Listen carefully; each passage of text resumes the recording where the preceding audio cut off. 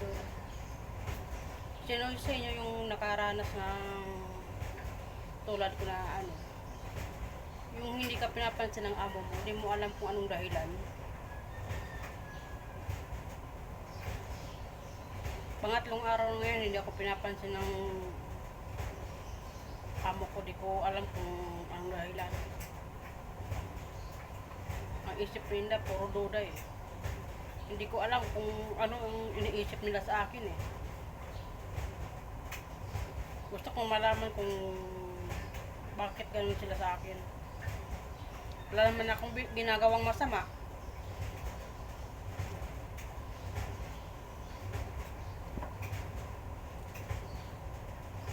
Mahigit isang taon na ako dito simula nung bumalik ako. Hindi ako nagdi-day off. Lalabas ako hanggang dyan lang sa tindahan pag may bibilin ako ng personal kong gamit.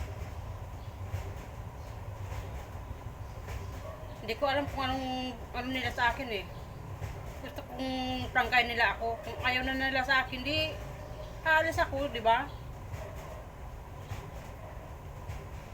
Hindi yung ganito na hindi kayo papansin na parang hindi ka tao.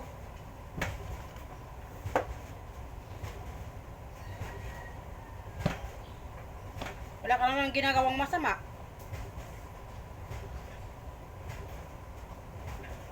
Pinag-iisipan nila ako na lagi ka daw kausap, boyfriend, libon nyo.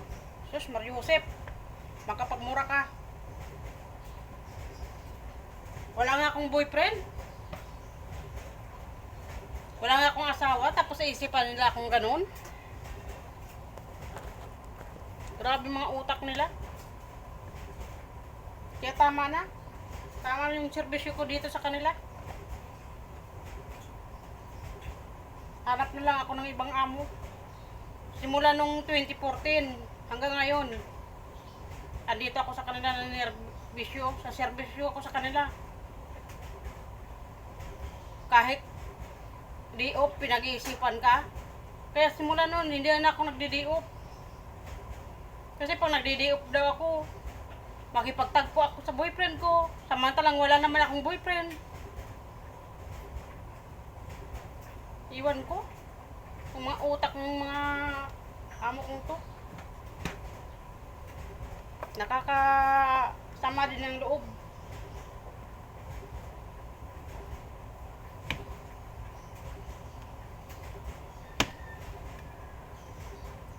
Mahirap ang buhay ng katulong ka lang.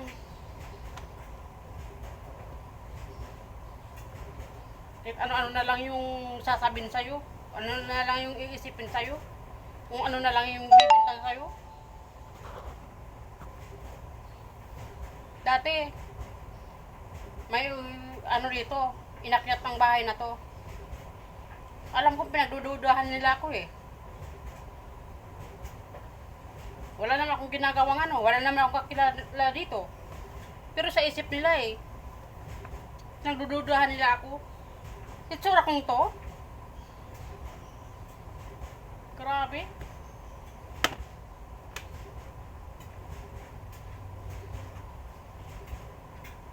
Ano, punong-puno ng dibdib ko sa ano, gusto ko nang kaya dito ko na lang labas ang sama ng loob ko.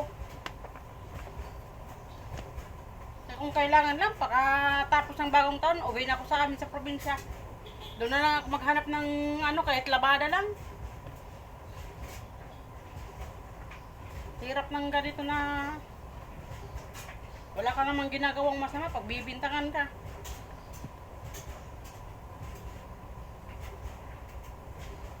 Akala mo mga ngain ng tao?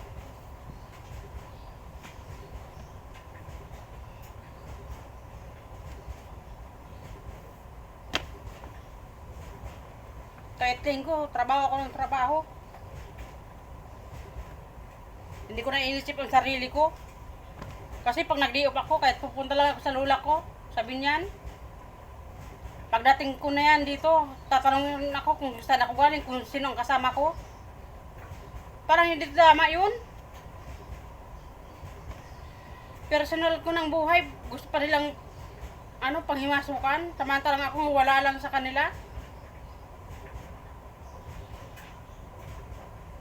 palibasa, hindi sila nagbabasa kung ano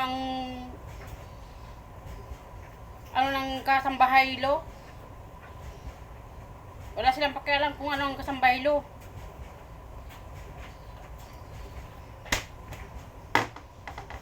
Kahit alam naman nila yan. Ni minsan hindi ako dito nakaranas ng bonus na 13th month pay. Wala. Bigyan ka lang ng 1,000 pag Pasko. Minsan wala. Pag bagong taon, 500. Hindi naman ako nahingi ng Hindi naman ako kumbaga sa ating mga katulong lang. Yung paano ba? Yung mapasaya ka kahit kunti lang. Hindi naman ako nag-iisip ng ganun eh.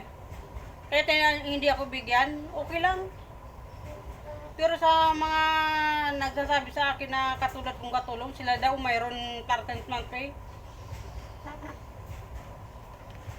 Pero ako hindi eh. Hindi ako nag-iisip ng ganun. Hindi na ako kasi wala naman talaga eh. Kaya magdesisyon ako sa maghanap akong panibagong malipatan. Hanap ako ng ibang amo. Yung ditong akala mo, di mo alam kung ano yung ayaw nila eh. Kung meron silang ayaw sa akin, di sabihin sa akin ng personal, hindi yung sasabihin sa iba. Kasi yung nakaraan na bumalik ako dito last year. Yung pinagkainan ko ng yung ginawa kong bingo float, isineksik ko lang dun sa basahan. Sinabihan ba naman na nagtatago daw ako ng pagkain, kaya daw ako tumaba? Grabe. Ganun pala sila. Nakakasama ng loob. Mababait naman sana, kaso may sa loob na hindi mo maintindihan ng ugali.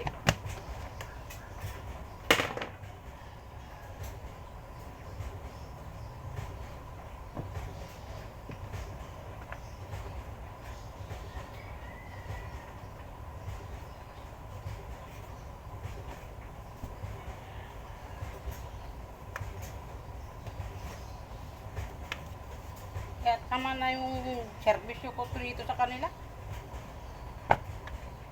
Mas mabuti pa sigurong maghanap na rin ako ng bagong amo. Kahit hindi ako bigyan ng 13th month pay, okay lang. Basta yung hindi ka pag-isipan ng masama. Ganito talaga, pag buhay katulong ka lang. Karamihan nga, binibintangan ka ng nakaw.